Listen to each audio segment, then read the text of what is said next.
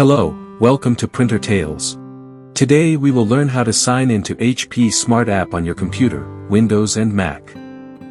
Step 1. Make sure the HP Smart App is already installed on your desktop. Note, if you haven't installed the app yet, no worries. Just check out our simple video tutorial linked in the description below. Step 2. Open the HP Smart App on your computer. Step 3. Look for the user profile icon in the upper right corner and click on Sign In.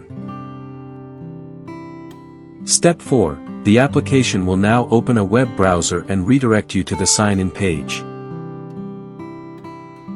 Step 5. Type in your email address that you used when you created your HP account. Step 6. If you remember the password, click on the Use Password button, enter it, and then press Sign In. Note, if you don't remember your password, no problem. Simply click on Send Sign-In Code and check your email for the code.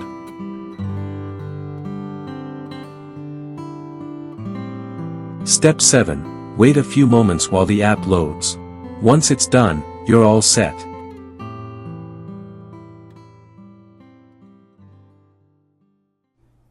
If you like our content, give us a like.